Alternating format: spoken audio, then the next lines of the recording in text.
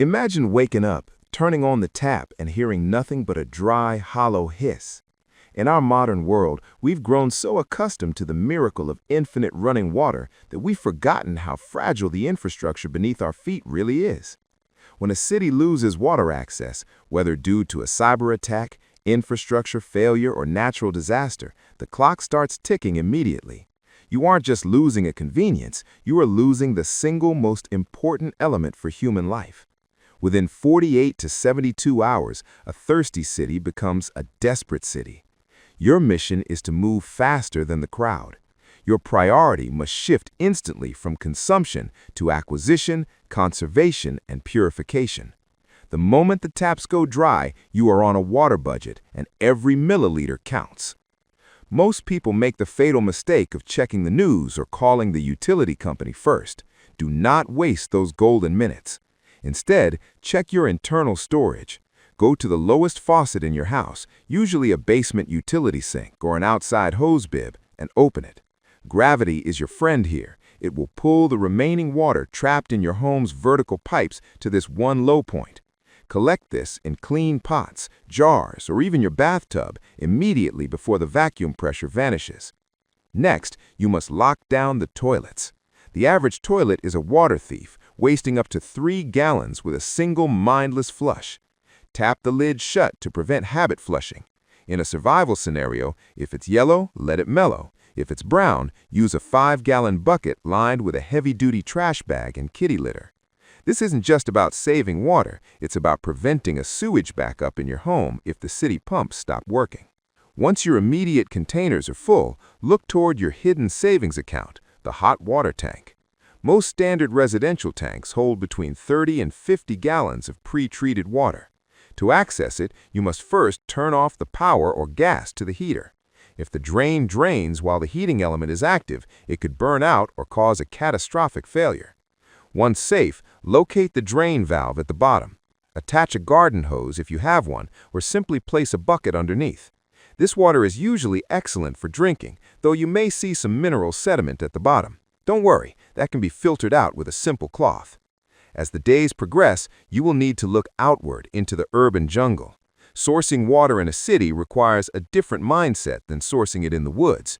You aren't looking for pristine springs, you are looking for collection points.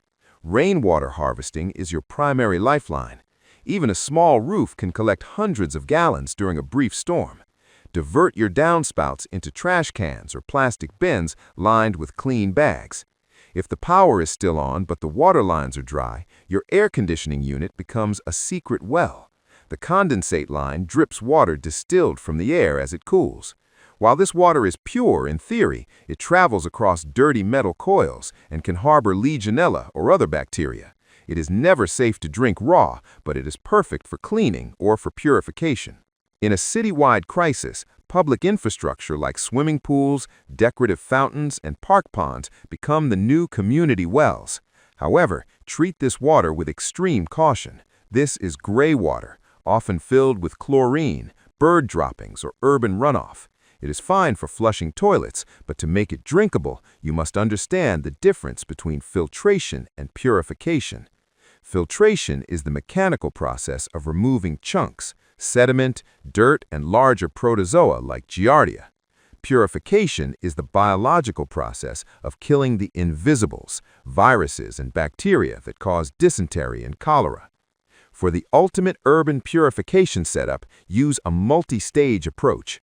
Stage 1, the pre-filter. Run your cloudy water through a coffee filter, a shemagh, or a clean t-shirt to remove the grit. Stage 2, the boil. This is the undisputed king of survival. Bring water to a rolling boil for at least 1 full minute, or 3 minutes if you are at a high altitude. This kills every biological threat known to man. If fuel is scarce and you cannot start a fire, move to Stage 3, chemical treatment. Use unscented, regular household bleach. Add 8 drops per gallon for clear water and 16 drops for cloudy water. Stir it, let it sit for 30 minutes, and sniff it. It should have a very faint bleach smell. If it doesn't, the organic matter in the water has neutralized the bleach, and you need to add more. For a shelf-stable option, keep calcium hypochlorite, pool shock, in your kit. One small bag can treat up to 10,000 gallons of water, and unlike liquid bleach, it doesn't lose its potency over time. Conservation is the other side of the survival corner. In a water-scarce environment, you must stop washing and start wiping. Fill a small misting bottle with water. You can clean your hands, face, and dishes using a fraction of the water a running tap would waste. Change your diet to reflect your reality. Focus on one-pot meals and rehydrating dry goods like rice or beans. Never boil pasta and throw the water away. That water is now a starch-rich broth that should be used for soup or even for drinking. For personal hygiene, forget the shower. Use wet wipes or a damp cloth focused on high bacteria areas like your armpits and feet. Preventing a skin infection is a survival priority, but you don't need a bathtub to do it. You must also manage the water tree of priorities. Hydration is always the apex. The human body can survive for weeks without food, but only 3 days without water. 1 gallon per person per day is the gold standard for health, but in a stationary survival situation, you can survive on as little as half a gallon if you stay out of the sun and minimize physical exertion. Hygiene is second, because a sick survivor is a dead survivor. Cooking is third, and general household cleaning is at the very bottom. Switch to paper plates and plastic forks immediately. Washing dishes is a luxury you can no longer afford.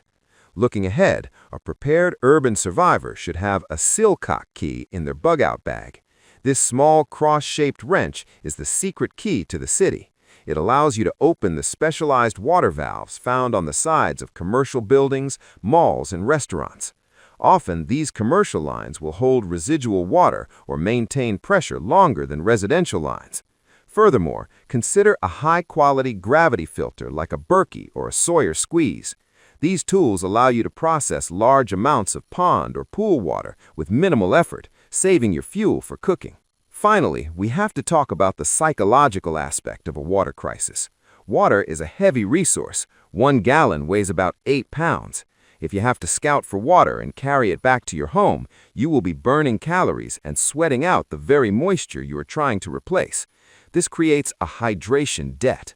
Plan your runs for the early morning or late evening when it's cool. Stay slow, stay calm. The sight of neighbors fighting over a single case of bottled water at a grocery store can trigger panic, but you have the knowledge to avoid that chaos. Survival is not about being the strongest, it's about being the most adaptable. The city is a desert in disguise, and the moment the pumps fail, the mask comes off. By securing your water heater, harvesting the rain, and mastering the chemistry of bleach and boiling, you transform from a victim of the crisis into a master of your environment. You are now equipped with the tactical knowledge to keep yourself and your family hydrated while the rest of the city waits for a rescue that may not come in time. Stay observant, keep your filters clean, and remember, every drop is a heartbeat. If you find this guide helpful, make sure to share it with those you care about. Preparedness is a community effort. Stay hydrated, stay tactical, and I will see you in the next deep dive into the world of urban survival.